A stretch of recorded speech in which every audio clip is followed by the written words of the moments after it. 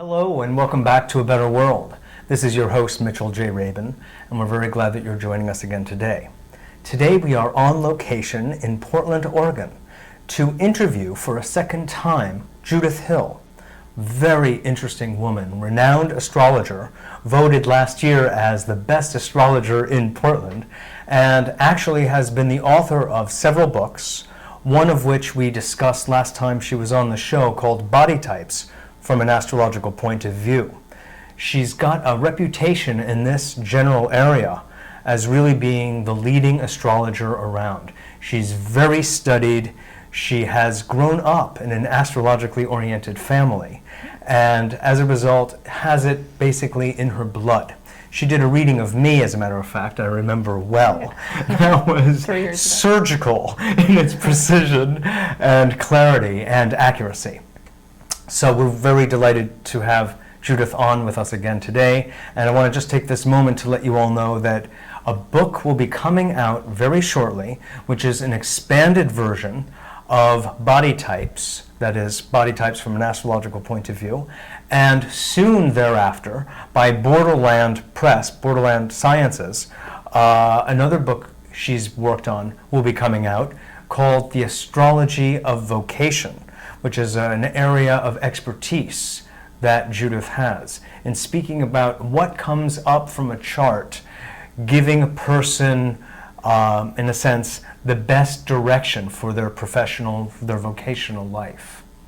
So thanks so much for being on the show, Judith. Oh, it's a pleasure to be back. Good, good. So please, if you would, bring us into the domain of vocation from an astrological point of view. What is it that, first of all, interested you in that subject of all subjects that come up? Well, that's easy. When I look at a chart, I see applications. So I immediately start seeing what a person can do with their types of planetary energies that were there at their birth. Whereas a lot of other astrologers see psychology, or they see events. Motivations, for instance? Yeah, like a lot of people start doing a Jungian analysis on your chart. I see. That's very common. Yeah. Or they see events or emotional character. I mostly... Or past lives, even. Yeah, every astrologer is different. People don't realize, but there are 7 different branches of astrology. And which are what? Well, there's medical.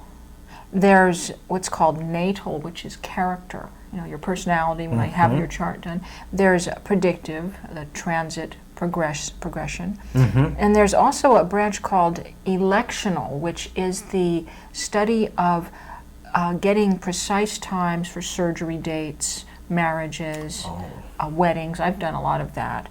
And then there's what's called horary, which is the opposite of electional. Instead of picking, it means by the hour. Instead of selecting a time for something to take place, like a marriage, it's you do a chart for an event that already happened. Like a person says, should I buy this house? And then you go and do a chart of the moment they first saw the house. And that's called horary. I see. And then there's also...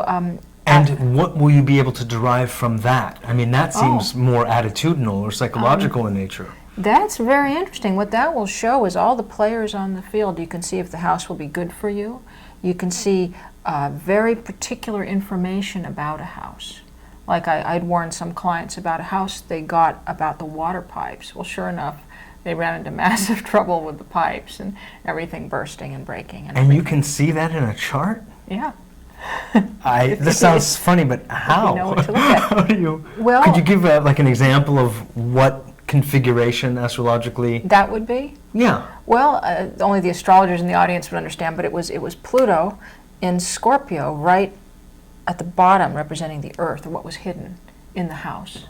And it was badly aspected, so it meant the pipes would have to be rebuilt.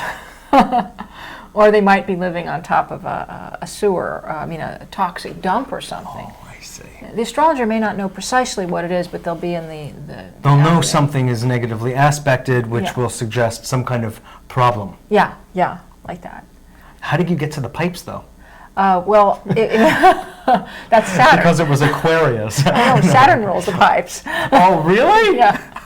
How many astrologers know that Saturn rules pipes? People don't realize, but there have been books that are very old that every single thing from a shoe to a strawberry has an affinity with a certain planetary vibration. So everything's connected by a series of relationships, correspondences, so that like the doctrine of signature. Yes, precisely. So you can tell if you memorize this, which some astrologers choose to do and others don't. But like you have. If you study all these little correspondences, that's where you can guess what a good career person would be in, or what the precise health problem might be, or if there's something wrong with the pipes. It's an amazing amount you can tell. Now, if you don't mind my asking, how do you judge those texts that have come from other time periods as accurate or inaccurate? Or do you just assume their accuracy? Well, when they're very old texts, you do somewhat assume the accuracy. Such as what's old? Well, one of the best texts is from 140 A.D. It's called the Tetrabiblios by Ptolemy, Claudius Ptolemy, and he wrote very precise designations for career. I just was reviewing it this afternoon.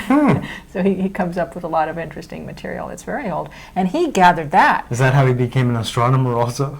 Probably. But that's all from the Library of Alexandria. He collected it, so it's much, much older. But the thing is that the correspondences make sense. Like, example, take Mars. And Mars is the war god. So everything sharp, from a needle to a knife to garlic, is under Mars. Or everything red, or everything hot. So, you know, the books, all the correspondences, they're very ancient, but they will make sense. They make a certain inherent, intuitive, common sense. Yeah, like a cactus is more Martian than a strawberry, which is sweet. It's sweet, is more Venusian. More Venusian, right. Precisely. And so you get these correspondences, like a Venusian person will tend to love sweets. And they'll be sweet. Guilty. Found out. So and a person. Of course, Venus rules Taurus, and I'm Taurus. Right. So Okay. There's part of it. Taurus also rules the vocal cords. You have a very nice voice, and so there's all these correspondences that the astrologer, a good astrologer, should know. And they should take the time to study this. How many astrologers do you know who go back to Ptolemy in order to enrich their charts?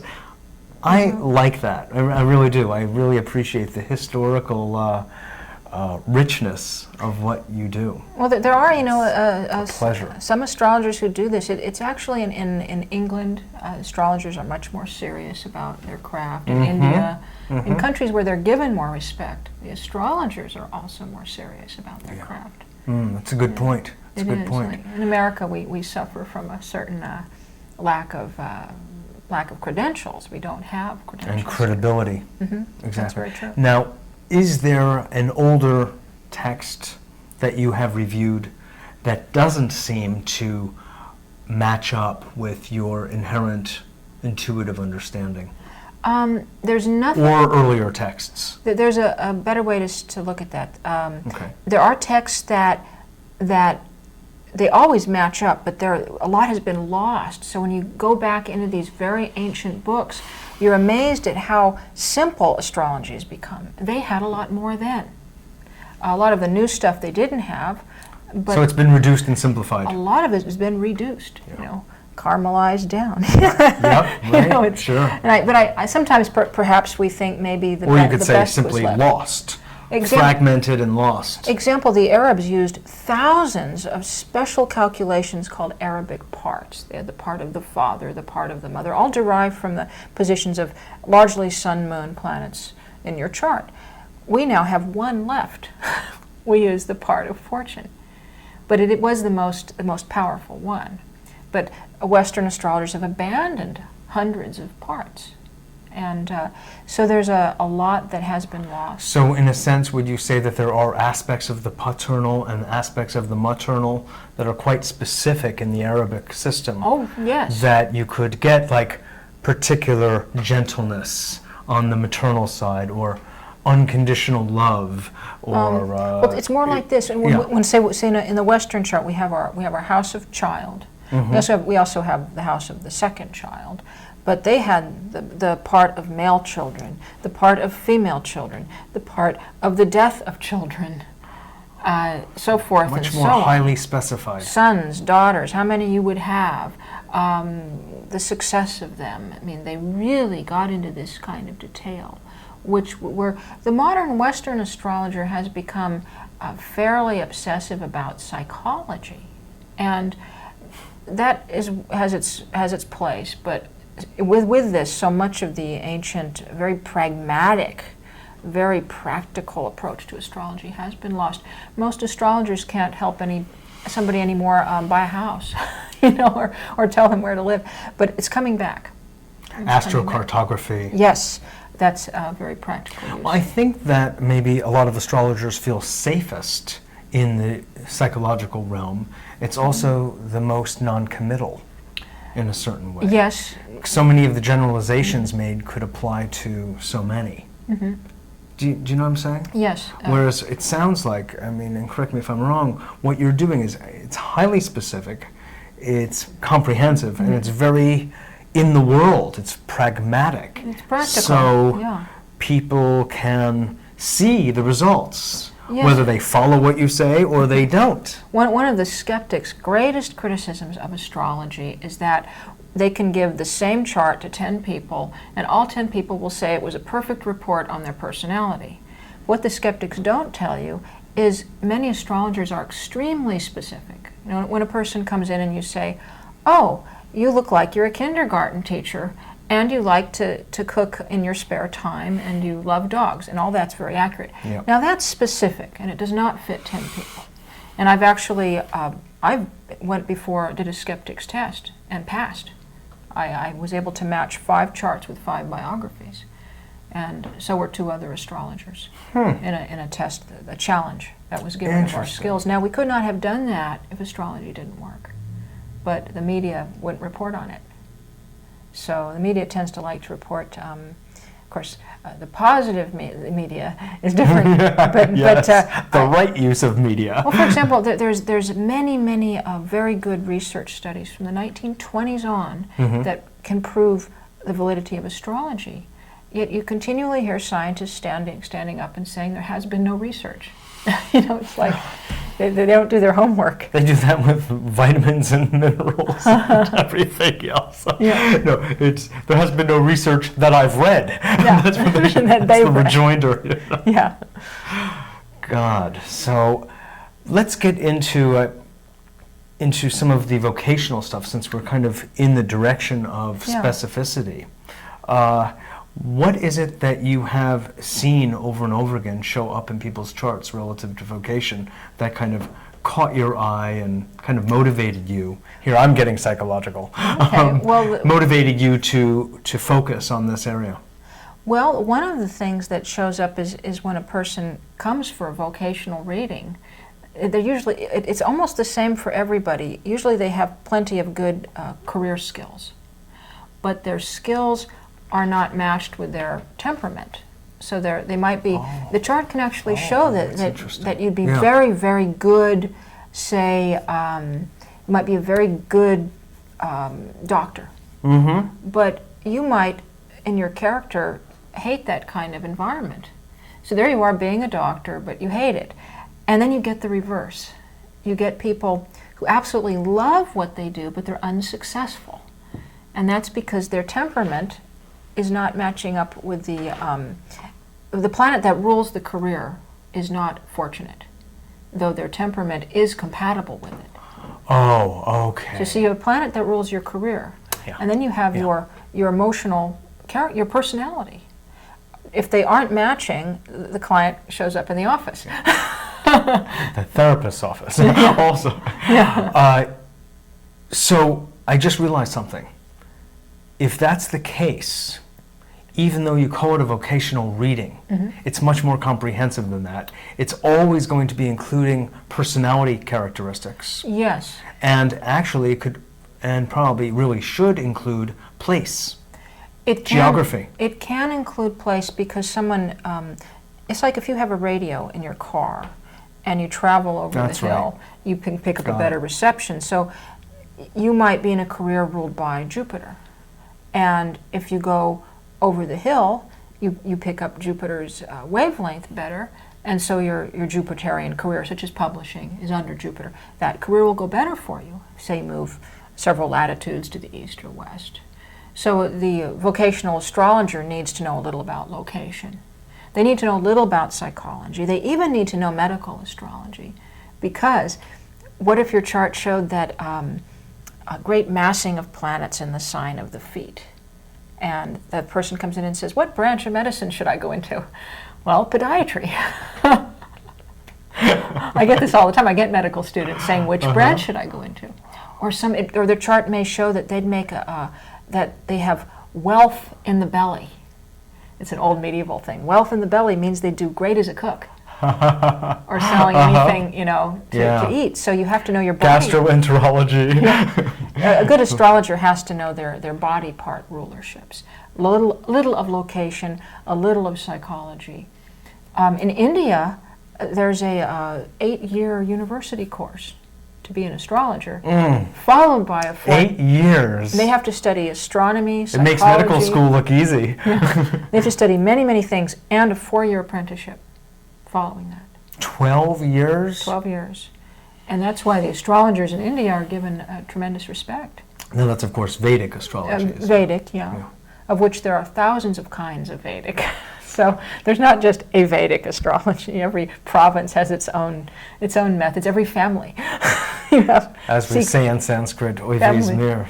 Oh my God. So are you every family? I mean, aren't those just secrets, interpretations or no? They have their actual styles. They actually have their own zodiacs in India. They have different amount that they subtract to obtain the sidereal zodiac. So the arithmetic, the mathematics is different. Yes, it can be. It's one reason why. Well, there are many Vedas, so I guess it stands to reason. Many Vedas. Well, it's very complicated. Yeah, but so is Western. And as a point I always like to make, Western astrology is really ancient Egyptian, Babylonian, Grecian, and Arabic astrology. It's just as old. I was just going to ask you this. Just as old, it's just as complex, it's just as glamorous, and it's just as interesting as Vedic, which I also study. But and is it as comprehensive and potentially accurate as Vedic? Yes, it is, and it has many things Vedic does not, and Vedic has many things Western does not. Could you give a couple of examples on each side? Yeah, Vedic does not make use of Neptune, Pluto, or Uranus, the new planets. It's unconcerned with new discoveries, for the most part. Some Vedic astrologers will be.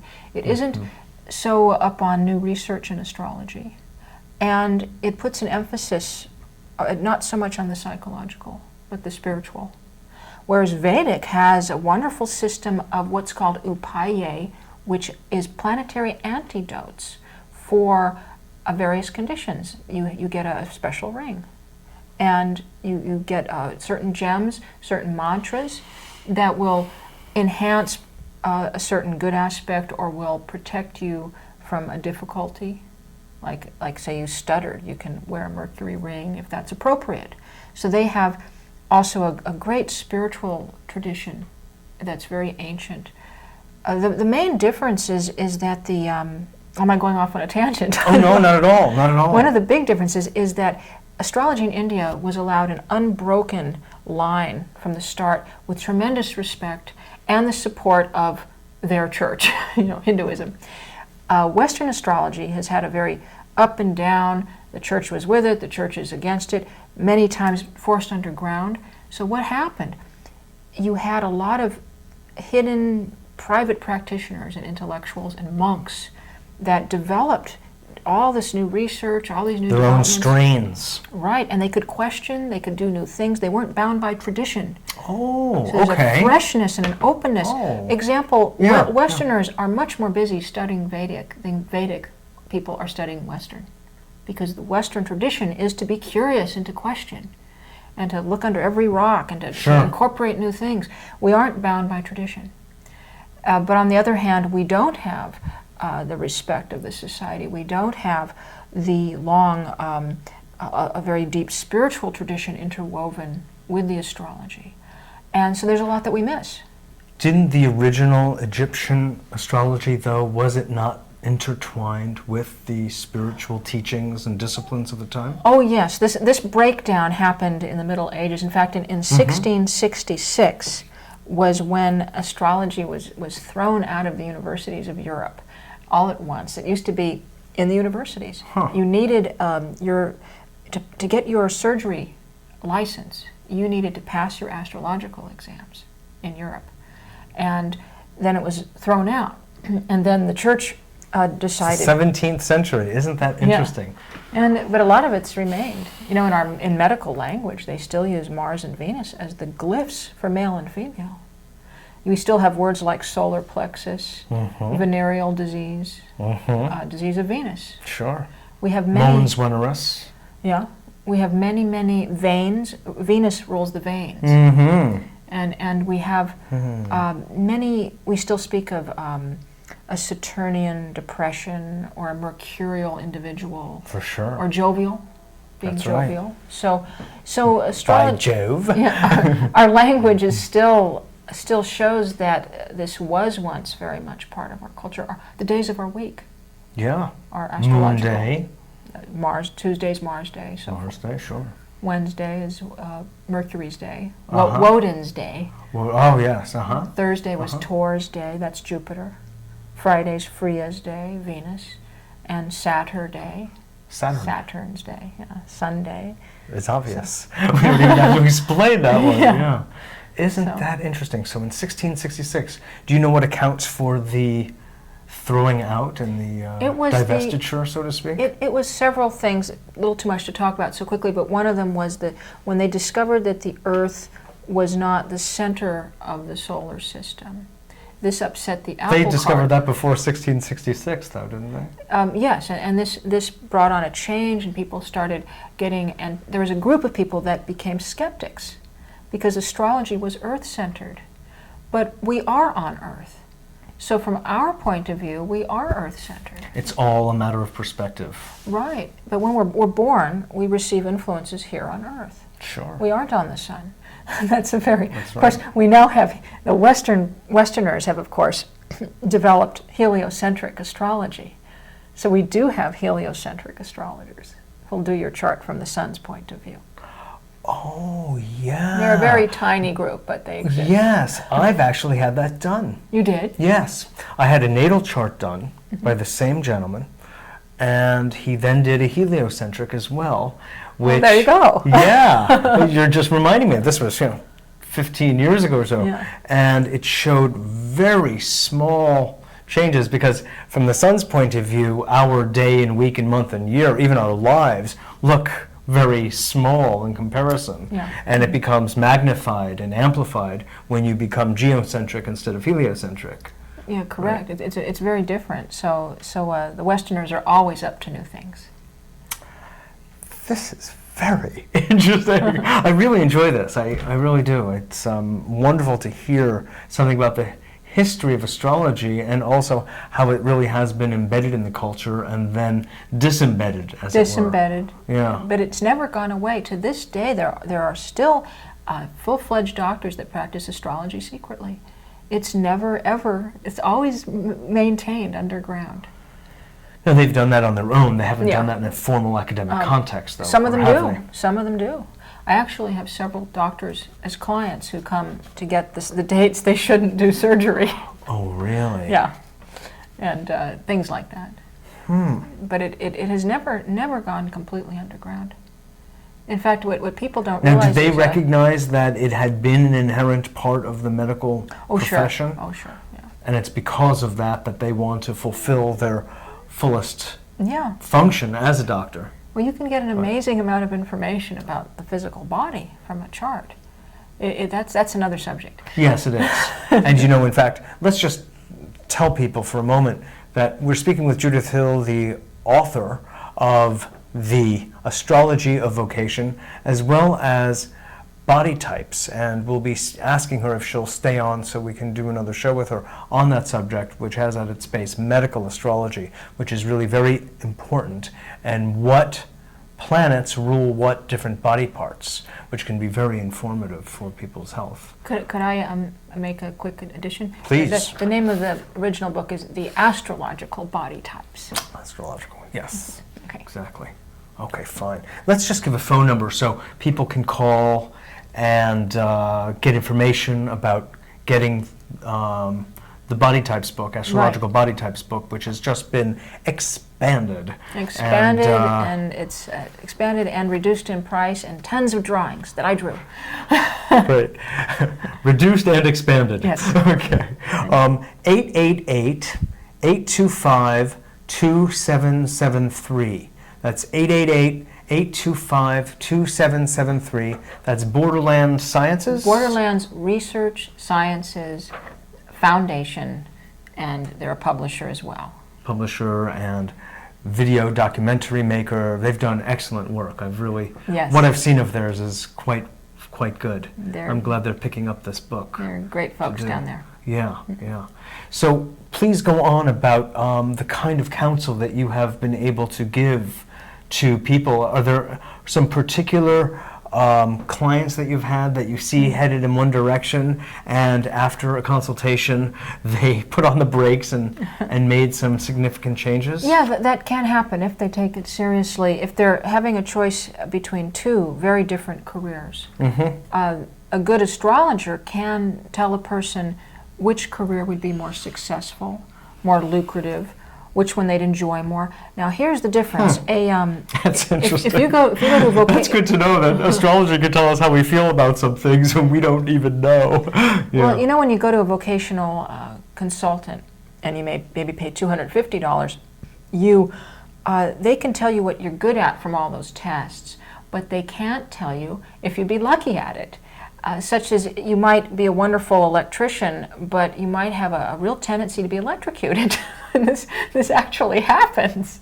So the astrologer can see around that corner. Yeah. And also see if you'd enjoy it and be able to go places with it. So like a lot of people are skilled in astrology, but they can't go anywhere with it. I've seen that. And then you get people who are just completely horrible at some field. And they can't even sing, and they're famous for singing. I mean, because the chart shows that they're going to be lucky there.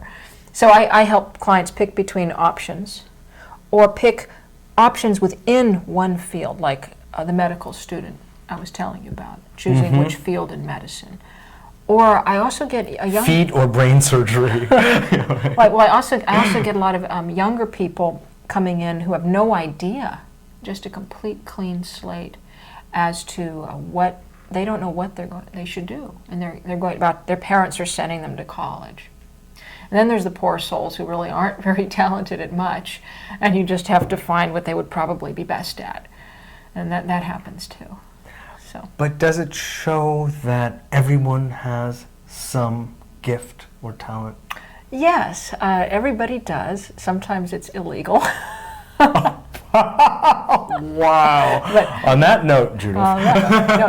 Most people are sort of made for something. Yeah. And some people are made for many things, many things, and then that causes them a problem. Of course. Like the Renaissance people. I know that one. Yeah. That's not a problem, though. Not in my book. But we'll talk about that in a moment. We are out of time. And would you stay on so we can follow up? I mean, do you have another little bit of time? I have time. Okay, let's do it. Okay. It's been a pleasure to have you on the show. Well, very much the same. Thank you again. Good. Let's give the number again so people can get in touch with Borderland Research for the book that you've written. Yes, and find out about it. That's 888-825-2773, 888-825-2773. Thanks so much for joining us. We look forward to seeing you next week.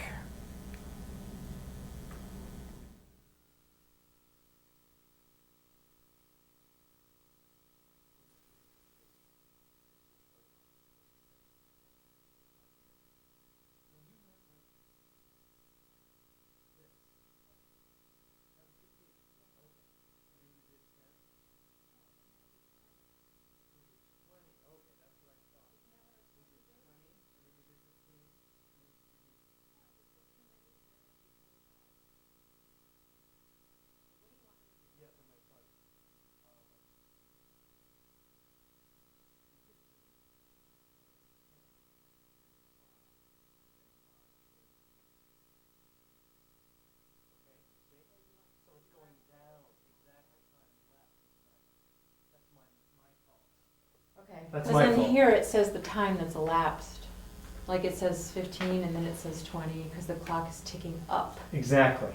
So the only way I So can do yes, that you is have to look do a at my little watch. arithmetic. When it's reading 45, you know there's 15 minutes left. Right? Now listen, you went to Cornell, my dear. I know you can do that. What? We're at 30, is that okay? 30. We're at 30. Yeah. Yeah, that's right. So you'll give me 15, and then 10, and then 5, and then count down from 5. And that way, by the minute, and that way I'll know There you go. what we have left. I cut. Don't worry about it. It's not a problem. I got completely caught off guard. Time. At first, it felt like we had plenty of time, and then it got so compressed. Okay, let's just go. Yeah. Okay? You want to do medical? Yes. So, So Mitchell, am I supposed to fade down Oh, wait a minute. again? What did I do with my mic? you put it over on the floor. Okay. Yeah. You'll fade up just like before. You know, you'll fade up just like you did before. Okay. How is it reading over there, Bija? Okay.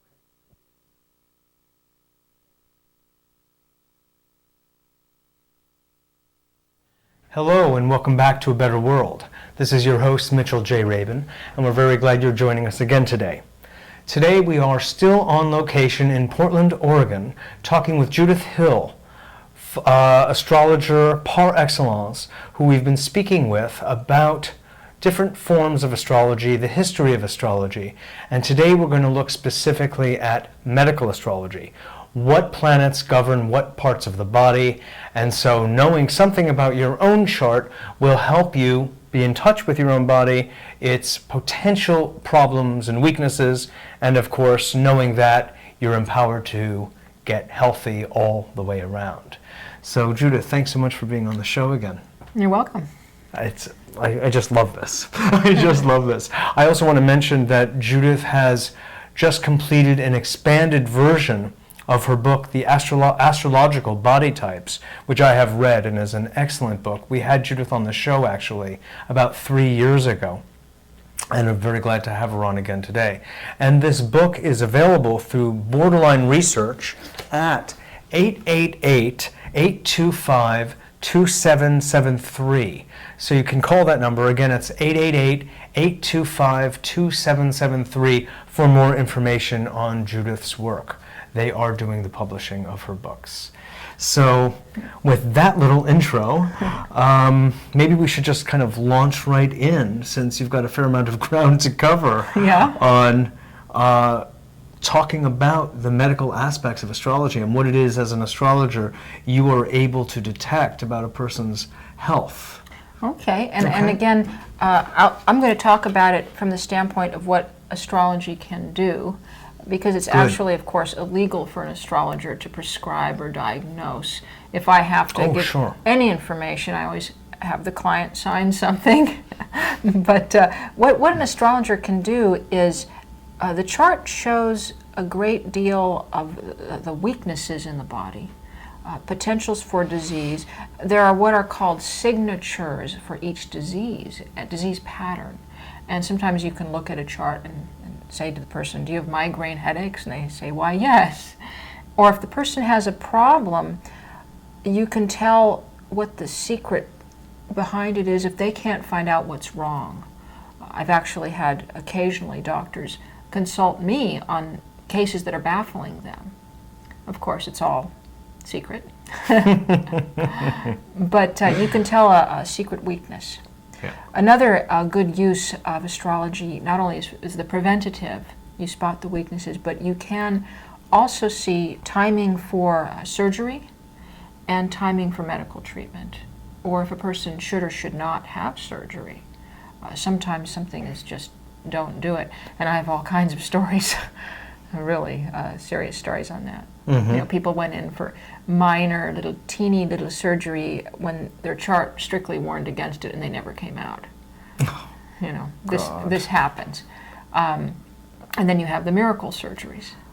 People who have their surgery timed at a perfect moment, and they call up and they say, well, I'm well in 2 weeks, and the doctor doesn't understand why. I'm not going to tell them it was Interesting. that my timing was so good. So Before we go into the specifics of, let's say, each zodiacal sign per potential problem, would you just give us some sense of this idea of going beyond one's chart or the role of, say, free will relative to one's chart? okay, and we're sticking to the medical perspective a little here. Okay. You can have two people, and they're both going to be diabetic from birth. It's a genetic thing, and one of them eats crap and sugar their whole life, and the other one doesn't. So you have a certain latitude that they can work with, and that latitude is your free will. So one diabetic is in very, very bad shape by 50 years old, and that was predicted because, but the other one had the exact same chart, and they are going strong at 50 with a full life ahead of them because they had the latitude, the free will to take care of themselves. And they exercised it another way. Yes. The astrologer can see the things that are somewhat fixed, and they can see your abilities and your skills, but they cannot see what you will do with it. This is beyond the astrologer. Now, even within the context of the chart are fixed signs and not. So that shows even greater levels of fixity or mutability. That's a great point. In the Vedic system, they say there are three kinds of people. There are people born with fixed karma, fixed destiny, meaning every little thing that happens has been preordained, and they will die on a certain day, and they will marry a certain person. Then there's the people who are... that would make life a lot simpler. Yes. Then there's the majority... As long as it's good. It's like a bell curve, and then the majority of people in the middle of the bell curve, they have a certain of the way stations in life will be fixed, but they have a tremendous parameter. The exact people aren't necessarily, predicted. Right. There's a lot of room. And then there's the third type that's like a tumbleweed, where there's nothing fixed at all. They don't have a destined life, and they just tumble around, often without a direction. Or they might just float through life happily observing everything. But there's nothing fixed. They have complete, total freedom. Now, do you have any particular understanding of the karmic background or backdrop for each of those three? Yes, the person with a tremendous amount of fixed signs, a certain kind of a Saturn placement. Saturn is the planet of restriction that governs this world. You can't just get up and leave when Saturn is very strong. So I see. A person sort of under Saturn with a lot of fixed signs, maybe, because you aren't God, you never know for sure. They may be in the category of the fixed determined life. They will also tend to have chronic health problems, fixed character traits. They can't change their habits quickly. A type of body type that's usually heavy and dense. There's also and then the person who's very mutable. Mutable is a type of a sign group, and it means everything is flexible and changing. Now this type may have a tremendous freedom in their affairs. Usually their lives are very meandering, and usually they're flexible, like Siamese cats. Physically as well. Yeah, physically flexible, mentally flexible, but they may be, wandering street musicians, starving students. Minstrels, They usually don't get much of a life together. Now, how about some greats such as Abraham or Moses or Buddha or Jesus? Of those three, would those tend to be more fixed? I mean, sort of like, was Moses destined to lead the people out of Egypt, for instance? And did he have very specific markers that no matter what he did, he just couldn't just go out for some, pizza or falafel and, not lead the people out? Well, I'd be probably stepping out of my bounds to decide what Moses' life with But you understand what I'm saying. Yeah. And I'm wondering if some of the great leaders that we Yes. have had in the world would tend to have had more of a fixed chart where there were definite destination Yes. points along the way. They have you a will sit destiny. under the Bodhi tree and you Yeah. will be enlightened, you know. Yeah, a lot of people, great people, their charts will be charts of great people, and their chart will show that they have a destiny or mission that they chose to be born to accomplish. In fact, probably any great individual will have that. And there's a lot of great individuals who don't get known to. Oh yeah, wander sure. around. It's not necessarily so-called Yeah. outward fame Yeah. that makes greatness at Yeah. all, for sure. Okay, well, thanks for answering that. I just wanted that to be kind of a prelude before we get more specifically into this, because it's so interesting. Could you speak a little, could you maybe go through the signs and Oh, sure. give, all right? The body parts? Yeah. Okay, and this Okay. will be Just realize general. we have only so much time, and Yeah, we've got we'll do it. at least 12 signs, so. What I wanted to bring out, though, is that Yeah. the signs are general. There's Yes. an encyclopedia of medical astrology by a Dr. Cornell that's as sophisticated as anything you will ever find in the medical library. Wow. Every single tube in the body has its astrological Oh. correspondence. So, but let's do the signs. The Yes. Aries, we're going to go to the first sign is the top of the head. Has a lot to do with the eyes and the motor centers in the brain. Does it work its way downward? Yes, yes, it does. And then Taurus. Just a little hint to start with. And then Taurus rules the ears, the mouth, the vocal cords, the neck, top of the shoulders, and including everything, thyroid Yes. gland, has Oh, a lot yeah? to do with the tongue, though the nose is under Scorpio, which is a funny little Go thing. figure. That's the opposite sign to Taurus. Okay. Because the nose is Scorpio rules all the eliminatory systems of the body, and including sweat glands and whatnot. But continuing down, Yes. Gemini rules the arms, the hands, the fingers, the lungs, and the speech. Gemini also has a lot to do with the nervous system, the synapses in the brain. And then we go down, Cancer rules the breasts, rib cage, stomach, and has a lot to do with the uterus too. And then that's our fourth sign. So Leo, we get the back, So breast, meaning nurturing, Nurturing, Cancerian, feeding, loving, yeah. right, Yeah. exactly, yeah. and Nice. then Leo is the back and the heart, because Leo is the center.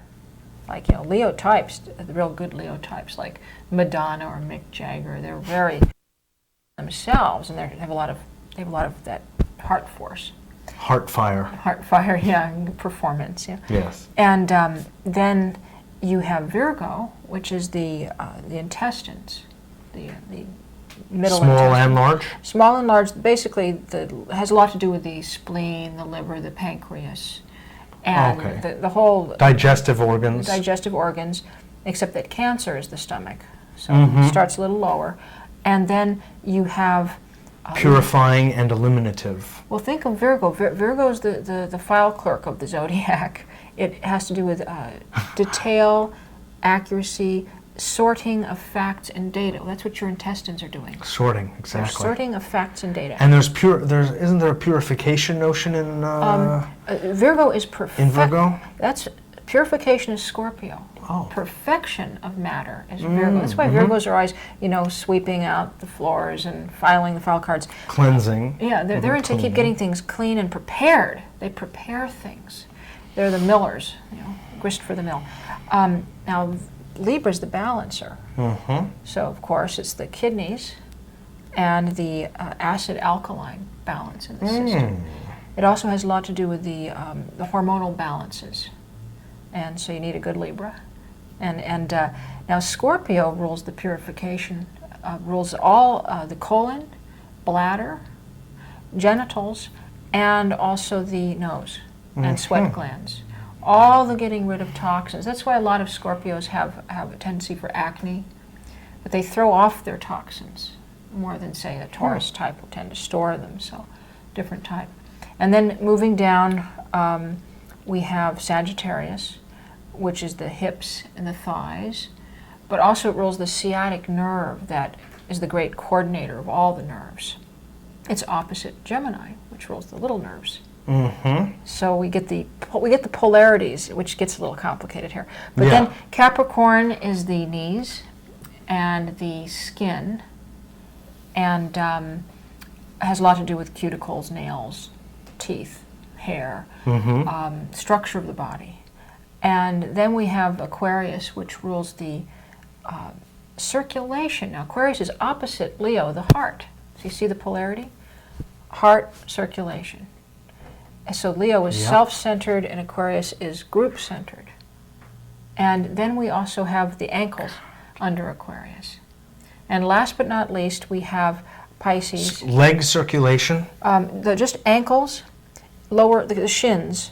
Okay. Shins, calves, ankles, and circulation. Got it. Lower, I'm sorry. Also the oxygenation of the body has a lot to do with Aquarius, curiously. And then Pisces rules the feet and the lymphatic system. And the lymphatic system has to do, of course, with, protecting our health, too. But the feet are, the last sign, and where everything, it rules the subconscious, and it's the end. And so the feet are the last sign, and there's two of them, like the two fishes. Yeah, right. So left fish, right fish. Yes. Wow. So that's very brief. There's a lot. Yeah, more. sure. That's a quick scan. And each planet. How's our time looking? We've got a few minutes. Because how the system works in its simplest is each planet rules a function. Like Mars is hot, Saturn is cold. So if you have Mars in a sign, you'll be overheated there. If you have Saturn in a sign, it'll be an underfunction. Or it will be cold or restricted. Like a person with Saturn in Cancer may not have enough hydrochloric acid. Cold stomach. Oh, yes. Have poor digestion. Whereas Mars in Cancer, we get ulcers. You get heat. Too much heat in the stomach juices. And then Jupiter's expansive. Saturn, isn't that of yin and yang? Wouldn't that be considered yang? Paternal influence, say? Well, Saturn is actually its medical is yin. It's contractive. It is. Oh, okay. Contractive and cold. Because cold would be yin, but I just always thought of Saturnian but that's just my own lack of knowledge. Saturn is the planet of the father. Oh, okay. He does rule authority. Yes. But his medical application, his energy is contractive, restrictive, and cold. Whereas Jupiter is expansive, and Jupiter rules fat. So fatty problems are under Jupiter. Or where Jupiter is, you will have your body part may be too large, whereas under Saturn it's too small. Like Jupiter in Leo might mean fatty heart or enlarged heart. And then Moon. The Moon means fluidic, changeable complaints. Periodic complaints and sensitivity. And Venus means a laziness, a lack of tone. Like Venus in Aquarius, you might get varicose veins because the circulation. And seen a lot of cases of that. We have several other planets too. Mercury's nervous complaints. And Uranus rules spasms, sudden spasmodic kinds of complaints affecting that area. And Neptune rules... Could you explain what is it about Uranus that would... do that? Yeah. Uranus rules electricity. So it has to do with electrical dysfunction. Now, our modern allopathic medicine doesn't understand too much about the electrical body in a human being. So there's a lot of diseases that are very difficult to diagnose. And these are associated with the outer planets. Uranus, electricity. Neptune is magnetism. And Pluto probably has to do with what is known as Qi, by the Chinese Qi force, or even Kundalini forces. So you get various disturbances. Where your Neptune is, you're having a pranic leak. Prana is your special life force. Yes. And it leaks out where your Neptune is. It means a weakness of tone again, similar to Venus. And Neptune rules what? Rules Pisces. Pisces. In astrology. Just as Pisces are often kind of dreamy and diffuse. It's a diffusive influence. So Neptune is diffusive influence on the physical body. And often is associated with strange, hard to diagnose ailments, psychological conditions, wasting illnesses, and there's a lot of different. You get different illnesses under each planet. Does that mean anything relative to its being the last sign of the zodiac? Yes, actually, for Pisces, Pisces is tired. Tired of marching through all of the signs. It's sort of like ready to leave, I guess. All you have to do is take 10 Pisces people you know and compare them to 10 Aries people you know. Don't use any cuspers. And the Pisces people will be more meditative, quiet, sensitive, sometimes depressed, sometimes very jolly too. They just aren't materially caring about anything anymore. And Aries will be full of passion and vigor and vim and very energetic and usually a little hyper. And it's very easy to see this seasonal difference because about 1 out of every 3 people is a pretty good example of their sun sign. About 1 out of 3. 1 out of 3. 3 or 4 will be a classic of their sun sign, and then you get the moon sign from many others, especially women. Yeah. The ascendant, the strongest planets. But if you look around, you'll see enough of the zodiac sign people that you can see these differences. Do I strike you as what? Well, you have a lot of Taurus, but there's some other influences too. You're quicker, much more quick mentally than a Taurus. So I suspect a strong Mercury. Yes, as you suspect, right. And I think there's a fair amount of Gemini in there as well. Yes, Gemini. Where the planets are in Gemini. Yeah, see, you move quickly, you're very quick and articulate, you think quickly. This is a more mercurial flavor. Mm-hmm. But there's qualities about you that are Venusian, or Taurian. Uh-huh. Yeah. That's good. I'm fulfilling myself, I guess, as I chose to come, right? Yes. This is good. Yes. Yeah. But I'm not sure I'm an obvious Taurus. You're an obvious Taurus mix. Your facial features are more Geminian than Taurus, but you're a mixture. We don't want to go into too many physical, personal details. I would hope not. But an astute astrologer notices everything, notices your earlobes, notices the ring you have on, notices the exact way your mouth curves, because they get used to sign types, planet types. And so in my body types book, I went into enormous detail. Each planet, each sign, what they exactly look like, the careers they're good at, so forth. So, but no, I would guess there was some Taurus there. Because of the sound of your voice, and also the way your shoulders are formed. But then Gemini is very apparent. but still, I would guess Mercury. Gee, I'm becoming self-conscious. But I would guess Mercury primarily. As an influence from that point of view. Yes, especially in your profession. This is a highly mercurial profession. Yes, highly changeable, very mutable. and you're speaking. Yeah. You're speaking. Yeah. You're thinking. You're having to be quick. And talking is Gemini. Reporters, DJs, all these people are under Mercury, Gemini, and Virgo. I see. Interesting. Like Michael J. Fox is a real perfect mercurial. He's quick. Yeah. The type of nose he has too. Sure. I actually feel a slight affinity even with him. There's something about that. Yeah. His speed that I. Remember, it's the fastest planet. And it's the messenger, the messenger of the gods. And in the physically, it rules the synapses in the brain, and the speech and the person's connectiveness, communicativeness. Astrology is on the spiritual, psychological, emotional, and physical levels. So it has all these correspondences. They go throughout. In fact, since we were talking about me for a moment, I would like to bring something up here because it might be illustrative for others as well.